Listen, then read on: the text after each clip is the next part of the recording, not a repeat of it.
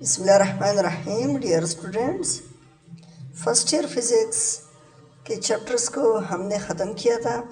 Second year physics chapter number first electrostatics को हमने start किया था। ये इस चैप्टर की आखिरी वीडियो है। टॉपिक है इलेक्ट्रिक पोलराइजेशन। इस टॉपिक को आप लोग यहाँ से स्टार्ट कर लें। Electric dipole moment is represented by P, which is equal to product of charge Q present in the dipole and the distance between the two charges of the dipole। तो ये dipole moment की definition है जो कि एक vector quantity है, product of charge in the dipole और distance between the two charges of the dipole. तो ये आप लोग नोट कर लें और ये जो डेफिनेशन है ये भी आप लोग नोट कर लें, ठीक है। इसके बाद हम next topic energy stored in a capacitor को स्टडी करते हैं। लेकिन इससे पहले ये जो एग्जांपल 11.10 है ये आप लोग सॉल्व कर लें, ठीक है। Energy stored in a capacitor, बहुत ज़्यादा फार्मूलाज हैं इसके। पहला फार्मूला है QV डिवाइड बाई 2। याद रहे एनर्जी स्टोर्ड इन कैपेसिटर को हम U से रिप्रेजेंट करते हैं। QV divide by 2। Q charge है कैपेसिटर के ऊपर, V is the voltage applied, battery का जो वोल्टेज होता है। और इसके अलावा QV डिवाइड बाई 2 की जगह पे आप CV स्क्वायर डिवाइड बाई 2 भी लिख सकते हो, Q square divide by 2C भी लिख सकते हो। तो ये 3 डिफरेंट फार्मूलाज हैं energy stored in a capacitor के। इसके अलावा ये भी इसका एक फार्मूला है, ये भी नोट कर लें, half epsilon R epsilon not E square multiply AD, ठीक है। तो ये डिफरेंट फॉर्म्स हैं, सब आपको आने चाहिए, ठीक है।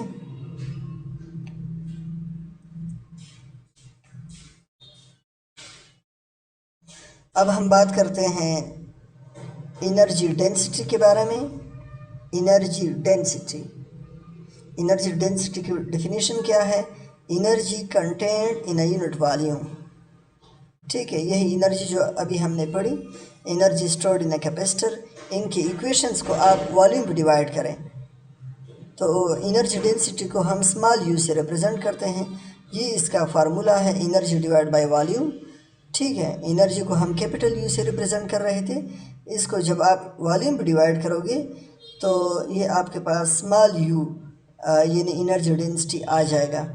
तो यही एनर्जी का आप इक्वेशन उठा लें, इसमें ये जो AD है ये वॉल्यूम को शो करता है, तो इसको आप ख़त्म कर दें तो बकिया जो हिस्सा आपके पास रह जाएगा वो स्मॉल u यानी एनर्जी डेंसिटी के बराबर आएगा। तो यहाँ पर आप लोग देख लें, ये एनर्जी डेंसिटी का इक्वेशन है। लास्ट टॉपिक है charging and discharging of capacitor.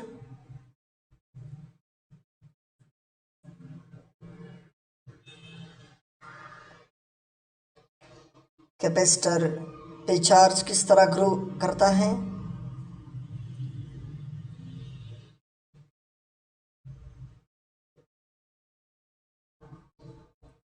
ये आप लोग इक्वेशन देख लें, ये इक्वेशन है चार्जिंग ऑफ कैपेसिटर का। जब टाइम ज़ीरो होगा तो कैपेसिटर के ऊपर ज़ीरो चार्ज होगा, लेकिन जो जो टाइम बढ़ेगा कैपेसिटर के ऊपर चार्ज स्टोरेज बढ़ती जाएगी और आखिरकार मैक्सिमम वैल्यू Q0 तक पहुंच जाएगी, ठीक है। तो ये यहाँ पर जो Q0 है ये मैक्सिमम वैल्यू है, इससे फिर मज़ीद चार्ज स्टोर नहीं हो सकता कैपेसिटर के ऊपर। तो जब टाइम ज़ीरो होगा तो उस वक्त कैपेसिटर के ऊपर चार्ज ज़ीरो होगा। ये एक्स एक्सिस पर आप लोग देख रहे हो ये टाइम है, वाई एक्सिस पर Q चार्ज है, ठीक है। तो टाइम के बढ़ने के साथ साथ कैपेसिटर के ऊपर चार्ज स्टोरेज बढ़ रही है, ठीक है। अगर आप स्मॉल RC को यूज़ करोगे तो उसका जो ग्राफ है वो कुछ इस तरह बन रहा है, और अगर आप लार्ज RC को यूज़ करोगे तो इसका ग्राफ कुछ इस तरह है। RC का मतलब R है रजिस्टर और सी है कैपेसिटर। तो यहाँ पर आप देख लें आरसी सर्किट, ऐसा सर्किट जिसमें रजिस्टर और कैपेसिटर दोनों लगे होते हैं। ठीक है, तो ये आप लोग देख लें, ये रजिस्टर को शो करता है और ये जो है ये कैपेसिटर को शो करता है। और ऐसा सर्किट जिसमें दोनों लगे हुए हों उसको हम आरसी सर्किट बोलते हैं। ठीक है,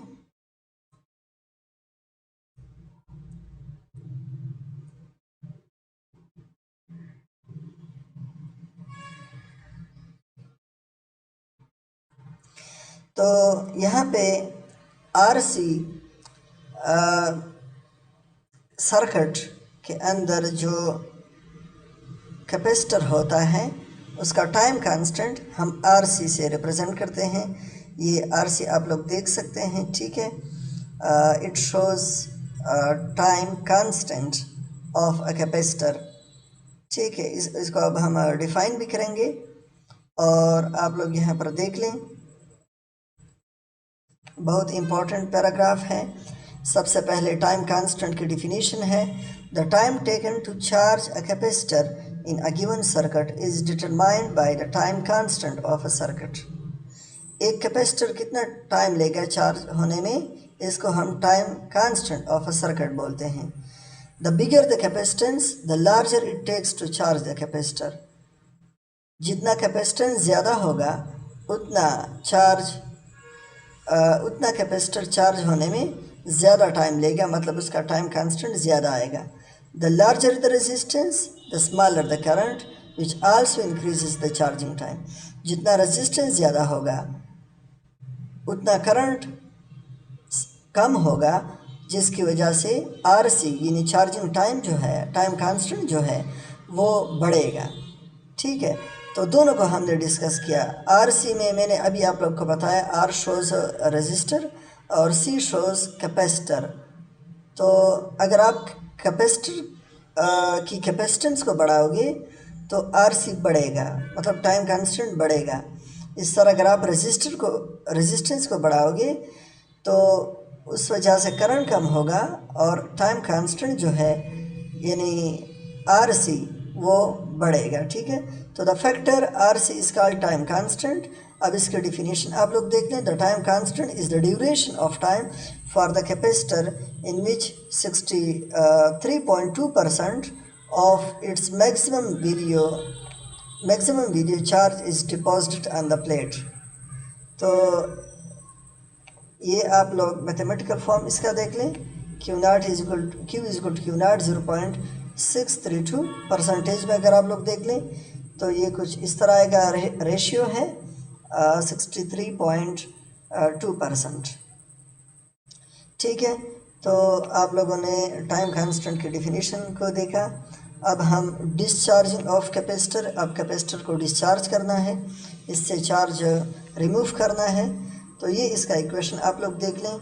जब टाइम t 0 होगा तो फिर कैपेसिटर फुल चार्ज होगा, लेकिन जो टाइम बढ़ेगा कैपेसिटर डिस्चार्ज होता जाएगा। तो इसका जो ग्राफ है वो कुछ इस तरह आएगा। ये स्मॉल आरसी है और ये लार्ज आरसी है।